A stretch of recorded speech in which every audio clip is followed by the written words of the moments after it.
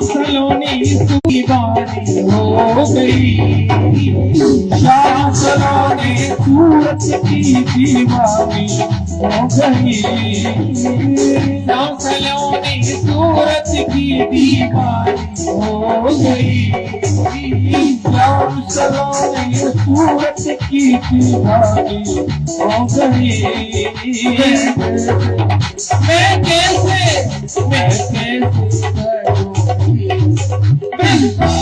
जाऊंगी, मैं कैसे करूंगी सखी बन जाऊंगी।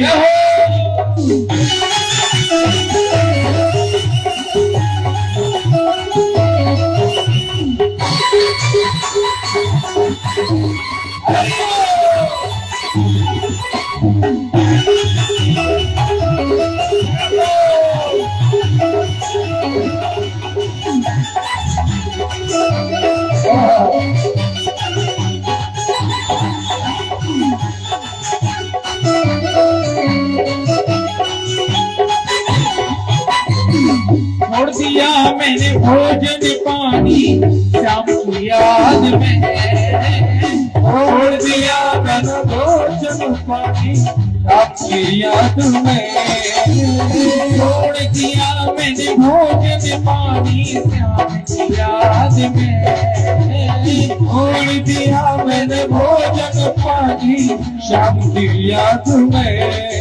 मेरे नैनन पर से सखी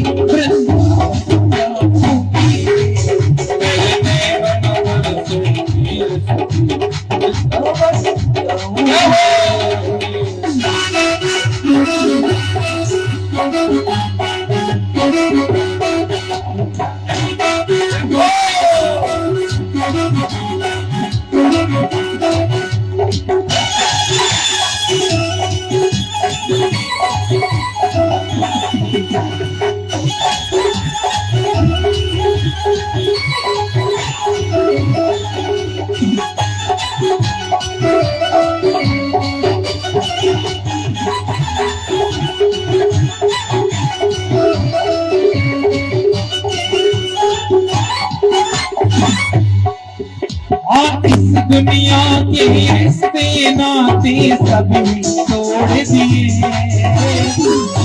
दुनिया के रिश्ते नाते सब कुछ तोड़ दिए, इस दुनिया के रिश्ते नाते सभी तोड़ दिए, इस दुनिया के रिश्ते नाते सभी तोड़ दिए। कोई कैसे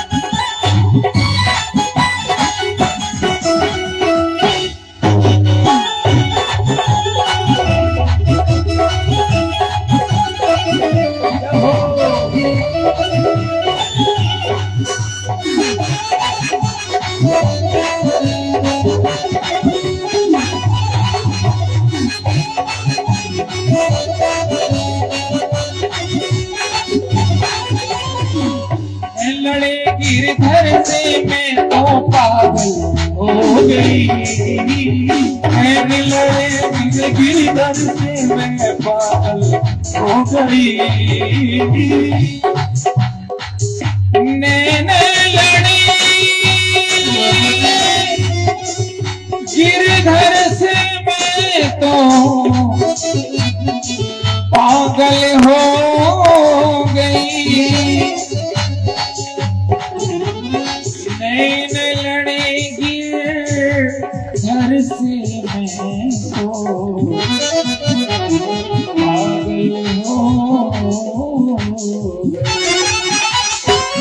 पागल हो लड़े गिरधर से मैं तो पागल हो गई। लड़े मेरे गिरधर से मैं पागल हो गई। हरी दुनिया हरी दुनिया हरी दुनिया से भयो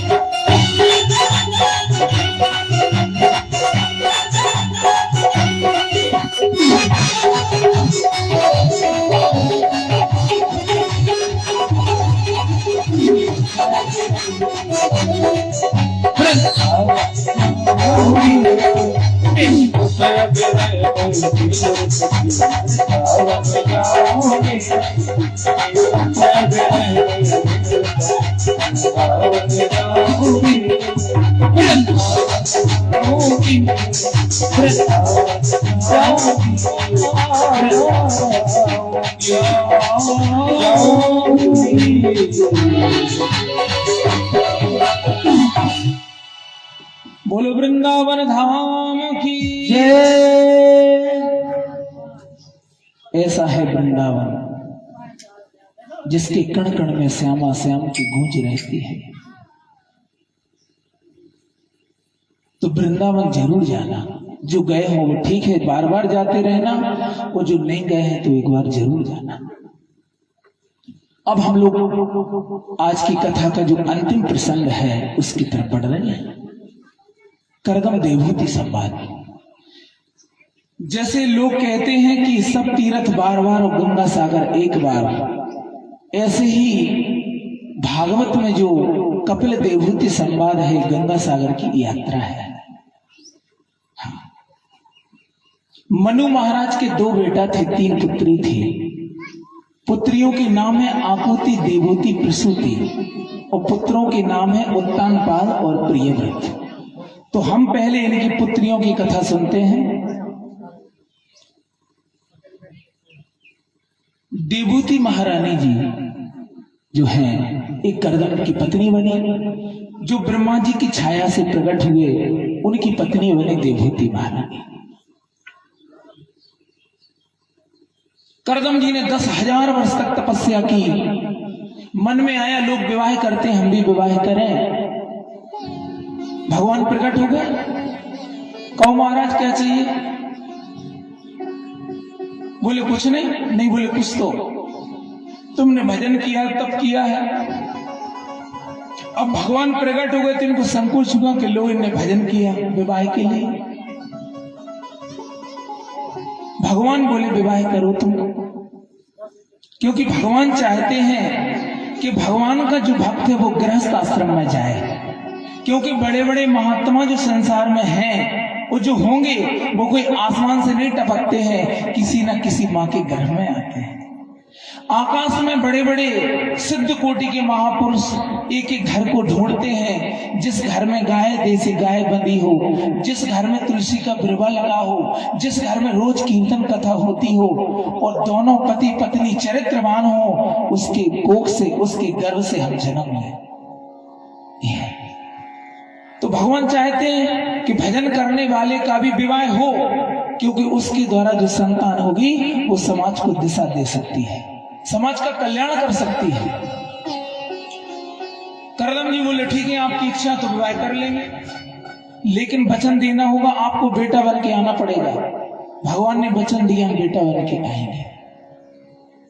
बोले ठीक है, तो आज से परसों मनु और शत्रुपा दोनों अपनी लाडली बेटी लेके आएंगे, वो आपका वरण करेंगे। ये वरदान देख के चले गए ठाकुर जी। करदम जी अपने आश्रम पे बैठी इंतजार में। बोली जो होने वाली पत्नी है उसकी परीक्षा में लूंगा, अगर वो परीक्षा में पास होगी तो विवाह करूंगा, नहीं तो विवाह नहीं करूंगा। परीक्षा क्या लेंगे? बोले 3 आसन हैं, ये तीनों आसन हम बिछा देंगे। पत्नी आसन पर बैठ गई तो विवाह नहीं करेंगे। पति ने आसन दिया और पत्नी बैठ गई तो विवाह नहीं करेंगे। हाँ, ठीक है। जो समय भगवान ने दिया था, मनु महाराज अपनी लाडली बेटी को लेकर के आ गए और आकर के बोले, चरणों में प्रणाम किया महात्मा को। करदम जी 3 आसन लेके गए, मनु जी के लिए और शत्रुपा के लिए और होने वाली पत्नी के लिए। देवहूति तो महान संस्कारवान है। देवहूति ने आसन को प्रणाम किया और नीचे बैठ गए। करदम जी नीचे सिर किए, खुश हो गए, बोले पत्नी तो समझदार है, अब तो विवाह करेंगे। मनु महाराज पृथ्वी के सम्राट और करदम जी जो है वो एक फक्कड़ महात्मा, एक झोपड़ी में रहते हैं। देखो आज का समाज सुविधा पर और पैसे पर जा रहा है। लड़का शराब पीता हो, कुसंग करता हो, कुछ भी करता हो, लड़के के पास बढ़िया बंगला गाड़ी होने चाहिए, बस। ये हमारी और आपकी सबकी कथा है। पृथ्वी का सम्राट एक महात्मा को अपनी बेटी देने जा रहा है, क्योंकि संस्कारों पर नजर है, धन दौलत पर नजर नहीं है। मैं ये नहीं कहता कि धन दौलत नहीं देखो और ऐसी बेटी का विवाह करके आओ, लेकिन मैं ये जरूर कहता हूं कि धन को, वैभव को इतना महत्व नहीं देना जितना संस्कारों को महत्व देना। क्योंकि धन होगा और आदतें गलत होंगी तो बच्चे कभी सुखी नहीं रह सकते उस घर में। और भले गरीबी होगी और अगर कोई गलत आदत नहीं होगी तो बच्चे उस घर में सुखी रहे। ये है बात। बोले महाराज कितने बड़े सम्राट प्रार्थना कर रहे हैं, ये लाडली बेटी है हमारी, ये आपकी दासी है, इसको स्वीकार करो, इसको स्वीकार करो, ये आपकी दासी है। बोले स्वीकार तो करेंगे, मेरी शर्त है। शर्त क्या है महाराज? बोले शर्त ये है कि हम तो एक संतान होते ही इसका त्याग कर देंगे, हम घर में नहीं रहेंगे। महाराज हाँ, बोले जंगल में चले जाएंगे एक संतान होते ही। अब बताओ कौन से माँ बाप तैयार होते हैं इस बात पे कि एक संतान होते ही घर त्याग देंगे। लेकिन मनु शत्रुपा कह रहे हैं हम तो तैयार हैं। होने वाली जो आपकी पत्नी है इसको और पूछते हैं। देवहूति से पूछा, बताओ आपके पति हो कह रहे हैं कि हम एक संतान होते ही जंगल में चले जाएंगे। तो पता देवहूति ने क्या कहा? बोले ऐसे तपस्वी पति मिल जाए और इनके द्वारा एक संतान मिल जाए, उससे ही मेरा कल्याण हो जाएगा। बहुत है मेरे लिए, हाँ बहुत है, पर्याप्त। ऐसे पति मिल जाए तपस्वी, धन्य है। राजमहलों में, भवनों में पली हुई वो झोपड़ी में छोड़ के चले गए और बस विवाह हुआ वो तो भजन में बैठ गए माला लेके। देवहूति बोली महाराज ये क्या है? अब उनने कभी घोंसले ही नहीं देखे राजमहलों में रहने वाली। बोले घोंसले हैं घोंसले। तो बोले इनमें कौन रहते हैं? बोले इनमें पक्षी रहते हैं, सपरिवार। चूहों के बिल थे। ये क्या है महाराज? बोले चूहों के बिल है। बोले इनमें चूहा रहते हैं, सपरिवार। बोले महाराज आप कहाँ रहते हैं? आप कहाँ रहते हैं? बोले 1.5 बाई 1.5 फुट की आसन लगी है, उस कुन्ने में भजन करना है देवी, भजन करते रहते हैं। आप लोग सच जानिए, विवाह के तुरंत बाद 40 साल के लिए भजन में चले गए, भजन में। और 40 साल तक देवहूति समय से जल देना, समय से फूल देना, सेवा करती रही। आज की होती तो भाग जाती, वो कहती तुम भजन ही कर लो, हमें जाने दो, हाँ हम और कहीं देख लेंगे। हाँ 2 घंटा 4 घंटा बैठ जाए, लेकिन 40 साल तक भजन में बैठे रहे, सेवा करती रही। इतनी सुंदर थी देवहूति, इतनी सुंदर थी। भागवत में लिखा है कि गंधर्व थे, चित्रगुप्त गंधर्व, तो वो आकाश में जा रहे थे और देवहूति अपनी छत पे गेंद से खेल रही थी। तो उन गंधर्वों ने, गंधर्व स्वयं में सुंदर होते हैं बहुत, तो गंधर्व की दृष्टि पड़ी देवहूति के ऊपर, तो वो विमान से नीचे गिर पड़े थे। इतनी सुंदर थी देवहूति। ऐसी सुंदर पत्नी को प्राप्त करके भी महाराज कंगम जी भजन में बैठे हैं। बात तो तभी है ना, अब कई कहते हैं हम तो ब्रह्मचारी हैं, अब काऊ ने बिटियां दी नहीं, विवाह किया नहीं तो ब्रह्मचारी तो हो ही हो है? किसी ने विवाह नहीं किया तो वैसे ही ब्रह्मचारी हो। लेकिन ब्रह्मचर्य तो जब है महाराज, जब हम संग में रहकर भी भोगों का त्याग कर सके, संयम से रह सके। त्याग तो उसका है महाराज, कीमत तो उसकी है ना। 40 साल तक भजन किया, देवहूति प्रभावित हो गई और शरीर का ध्यान नहीं दिया कि हमारा इतना सुंदर शरीर बर्बाद हो रहा है। झुर्रियां पड़ गई, बाल पक गए, एक शरीर पर वस्त्र मैल चढ़ गया उस वस्त्र पर, लेकिन परवाह नहीं की। बोले पति की सेवा करना पहला धर्म है, करती रही सेवा। 40 साल बाद समाधि खुली, सामने देखा देवी तो कौन हो, बोले महाराज हमें भूल गए हम।